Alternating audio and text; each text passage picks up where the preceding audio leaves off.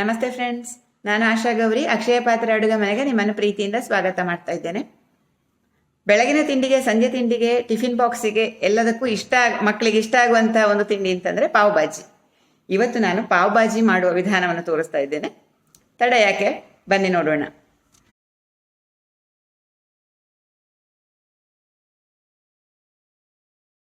ಪಾವ್ ಭಾಜಿಗೆ ಮೊದಲು ಬಾಜಿ ಮಾಡ್ಕೊಳ್ಳೋಣ. ಬಾಜಿ ಮಾಡಲಿಕ್ಕೆ ಬೇಕಾದಂಥ ಸಾಮಗ್ರಿಗಳನ್ನು ತೋರಿಸ್ತೇನೆ. ಬೇಯಿಸಿದ ಆಲೂಗಡ್ಡೆ, ಟೊಮೆಟೊ, ಎಳೆ ಬಟಾಣಿ ಬೇಯಿಸ್ಕೊಂಡದ್ದು, ಕ್ಯಾಪ್ಸಿಕಮ್, ಈರುಳ್ಳಿ, ಕೊತ್ತಂಬರಿ ಸೊಪ್ಪು, ಉಪ್ಪು, ಜಿಂಜರ್ ಗಾರ್ಲಿಕ್ ಪೇಸ್ಟು, ಬೆಣ್ಣೆ, ಸನ್ಫ್ಲವರ್ ಆಯಿಲ್, ಅಚ್ಚ ಖಾರದ ಪುಡಿ, ಅರಸಿನ ಪುಡಿ, ಇದು ಪಾವ್ ಭಾಜಿ ಮಸಾಲ ಹಾಗೂ ಚಾಟ್ ಮಸಾಲೆ.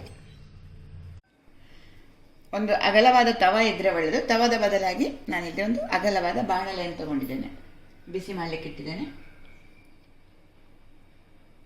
ಸ್ವಲ್ಪ ಸನ್ಫ್ಲವರ್ ಆಯಿಲ್ ಹಾಕ್ತಾ ಇದ್ದೇನೆ, ಜೊತೆಗೆ ಬೆಣ್ಣೆ ಹಾಕ್ತಾ ಇದ್ದೇನೆ. ಪಾವ್ ಭಾಜಿಯಲ್ಲಿ ಬೆಣ್ಣೆ ವಿಶೇಷ.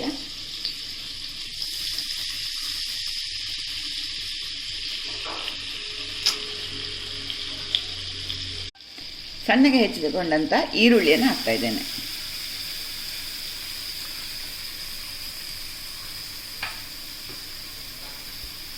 ಉರಿ ಫುಲ್ ಫ್ಲೇಮ್ ಇರಲಿ. ಸ್ವಲ್ಪ ಕಲರ್ ಚೇಂಜ್ ಆಗಬೇಕು. ಸ್ವಲ್ಪ ಕಲರ್ ಚೇಂಜ್ ಆದ ತಕ್ಷಣ ಟೊಮೆಟೊ ಹಾಕ್ತಾ ಇದ್ದೇನೆ. ಟೊಮೆಟೊವನ್ನು ಸಣ್ಣಗೆ ಹೆಚ್ಕೊಂಡಿದ್ದೇನೆ. ಚಾಪರಲ್ಲಿ ಚಾಪ್ ಮಾಡ್ಕೊಂಡಿದ್ದೇನೆ. ಅದು ತುಂಬ ಸುಲಭ ಆಗ್ತದೆ. ಹಾಗಾಗಿ ಚಾಪರಲ್ಲಿ ಈ ಥರ ಸಣ್ಣಗೆ ಹೆಚ್ಕೊಂಡಿದ್ದೇನೆ.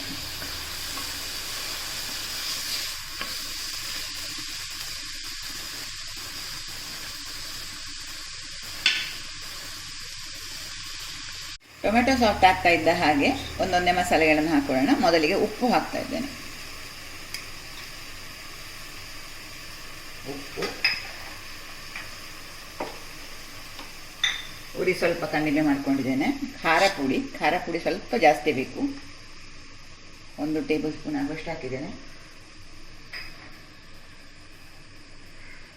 ಇದು ಅರಸಿನ ಪುಡಿ ಸ್ವಲ್ಪ ಸಾಕು.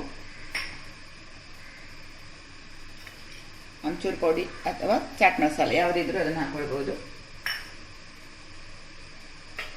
ಒಂದು ಸತಿ ಕೈ ಆಡಿಸ್ಕೊಳ್ತೇನೆ. ಮಸಾಲೆ ಮಧ್ಯಕ್ಕೆ ಮಾಡಿದರೆ ಅಲ್ಲಿಗೆ ಒಂದು ಸ್ವಲ್ಪ ನೋಡಿ ಎಣ್ಣೆ ತಾಗಿ ಮಸಾಲೆ ಎಣ್ಣೆಯಲ್ಲಿ ಸ್ವಲ್ಪ ಹುರಿದ ಹಾಗೆ ಆಗ್ತದೆ. ಹಾಗೆ ತುಂಬ ಚೆನ್ನಾಗಿ ಪರಿಮಳ ಬರ್ತದೆ. ಮಸಾಲೆ ಮೇಲೆ ಸ್ವಲ್ಪ ಬೆಣ್ಣೆಯನ್ನು ಹಾಕ್ತಾ ಇದ್ದೇನೆ.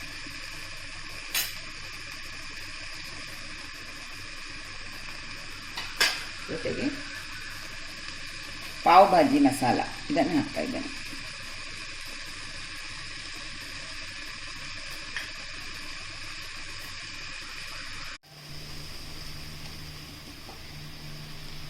ಮಸಾಲೆ ಹುರಿತಾ ಇದ್ದಾಗೆ ಈ ಬದಿಯಲ್ಲಿರುವಂಥ ಈರುಳ್ಳಿ, ಟೊಮೆಟೊಗಳು ಕೂಡ ಚೆನ್ನಾಗಿ ಬೇಯ್ತವೆ. ಫ್ಲೇಮ್ ಮೀಡಿಯಮ್ ಸಾಕು. ಸ್ವಲ್ಪ ಜಿಂಜರ್ ಗಾರ್ಲಿಕ್ ಪೇಸ್ಟ್ ಕೂಡ ಹಾಕ್ಕೊಳ್ತಾ ಇದ್ದೇನೆ. ಸ್ವಲ್ಪ ಸಾಕು.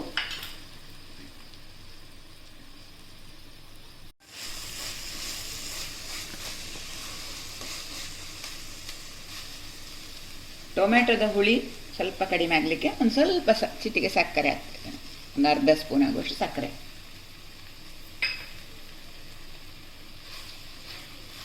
ಈಗ ಫ್ಲೇಮ್ ಸ್ವಲ್ಪ ದೊಡ್ಡದು ಮಾಡ್ಕೊಳ್ತೇನೆ. ಸಣ್ಣಗೆ ಹೆಚ್ಚಿದ ಸ್ವಲ್ಪ ಕ್ಯಾಪ್ಸಿಕಮ್ ಹಾಕ್ತಾ ಇದ್ದೇನೆ.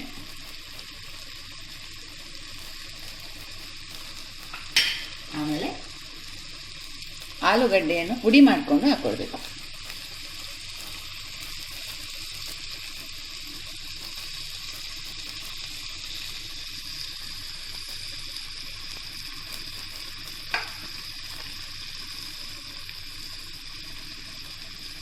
ಚೆನ್ನಾಗಿ ಮ್ಯಾಶ್ ಮಾಡಬೇಕು ಇದನ್ನೆಲ್ಲವನ್ನು.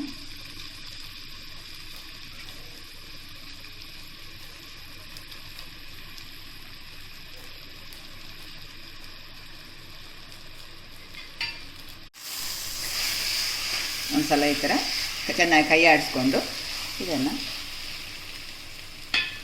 ಮ್ಯಾಶರಲ್ಲಿ ಚೆನ್ನಾಗಿ ಥರ ಮ್ಯಾಶ್ ಮಾಡ್ಕೊಳ್ಬೇಕು.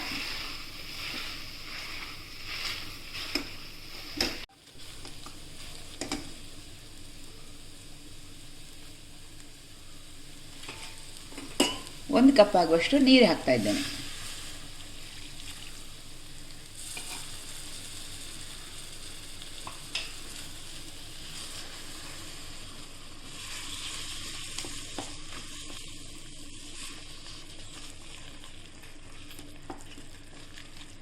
ಇನ್ನೊಂದಷ್ಟು ನೀರು ಬೇಕು.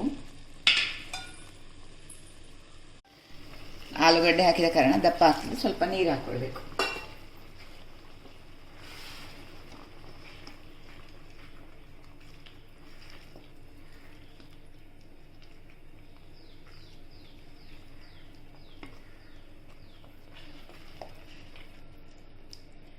ಇನ್ನೊಂದು ಸರ್ತಿ ಮ್ಯಾಶ್ ಮಾಡ್ಕೊಳ್ತೇನೆ.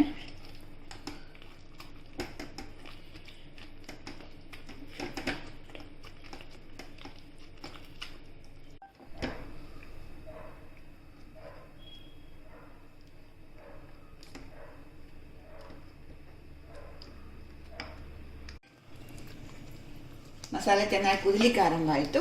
ಈಗ ನಾನು ಈ ಬೇಯಿಸ್ಕೊಂಡಂಥ ಎಲೆ ಬಟಾಣಿ ಹಾಕ್ತಾ ಇದ್ದೀನಿ.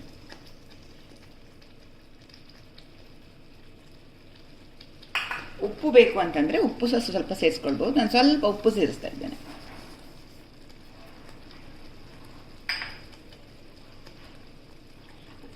ಉರಿ ಸಣ್ಣದು ಮಾಡ್ಕೊಂಡಿದ್ದೇನೆ. ಕೊನೆಯದಾಗಿ ಮೇಲಿನಿಂದ ಒಂದು ಸ್ವಲ್ಪ ಬೆಣ್ಣೆ ಮತ್ತು ಕೊತ್ತಂಬರಿ ಸೊಪ್ಪು.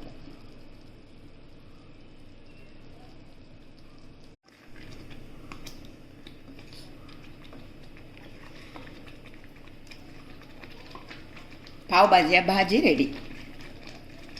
ಪಾವು ಆಯ್ಕೆ ಮಾಡ್ಕೊಳ್ಳುವಾಗ ಆದಷ್ಟು ಫ್ರೆಶ್ ಆದಂಥ ಸಾಫ್ಟ್ ಇರುವಂಥ ಪಾವು ತಗೊಂಡ್ರೆ ಒಳ್ಳೆಯದು. ಇದನ್ನು ಈ ಭಾಗದಲ್ಲಿ ಸೀಳ್ಕೊಳ್ತೇನೆ. ಒಂದು ಭಾಗ ಸೀಳ್ಕೊಂಡಿದ್ದೇನೆ. ಕಾವಲಿ ಬಿಸಿಯಾಗಿದೆ, ಬೆಣ್ಣೆ ಹಾಕ್ತಾ ಇದ್ದೇನೆ.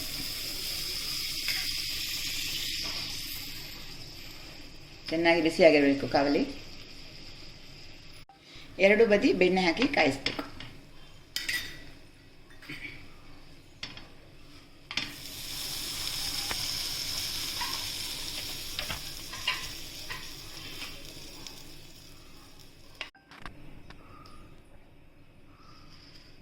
ಘಮ ಘಮ ಪಾವ್ ಭಾಜಿ ರೆಡಿ. ಪಾವ್ ಭಾಜಿ ಮನೆಯಲ್ಲೇ ಮಾಡ್ಕೊಳ್ಳುವ ಸರಳ ವಿಧಾನವನ್ನು ತೋರಿಸಿದ್ದೇನೆ. ಇದಿಷ್ಟ ಆಯಿತು ಅಂತ ಅಂದ್ಕೊಳ್ತೇನೆ. ಇಷ್ಟ ಆದರೆ ಒಂದು ಲೈಕ್ ಒತ್ತಿ ಈ ವಿಡಿಯೋ ಲಿಂಕನ್ನು ದಯವಿಟ್ಟು ನಿಮ್ಮ ಮಿತ್ರರಿಗೆ ಶೇರ್ ಮಾಡ್ಕೊಳ್ಳಿ. ಹೊಸಬ್ರು ನನ್ನ ವಿಡಿಯೋ ನೋಡ್ತಾ ಇರೋರಾದರೆ ನಮ್ಮ ಅಕ್ಷಯ ಪಾತ್ರ ಅಡುಗೆ ಮನೆ ಚಾನಲನ್ನು ಸಬ್ಸ್ಕ್ರೈಬ್ ಮಾಡ್ಕೊಳ್ಳಿ. ಸಬ್ಸ್ಕ್ರೈಬ್ ಮಾಡೋದ್ರೊಂದಿಗೆ ಬದಿಯಲ್ಲಿರುವ ಬೆಲ್ ಐಕಾನ್ ಇದೆಯಲ್ಲ, ಅದನ್ನು ಒತ್ತಿದರೆ ನಾನು ಮಾಡಿದಂಥ ಹೊಸ ಹೊಸ ಅಡುಗೆಯನ್ನು ನೀವು ಆ ತಕ್ಷಣಕ್ಕೆ ನೋಡ್ಕೊಳ್ಬೋದು. ಹಾಗಾಗಿ ಸಬ್ಸ್ಕ್ರೈಬ್ ಮಾಡೋದ್ರೊಂದಿಗೆ ಬೆಲ್ ಐಕಾನ್ ಒತ್ತಿಕೊಳ್ಳೋದನ್ನು ಮರಿಬೇಡಿ. Thank you.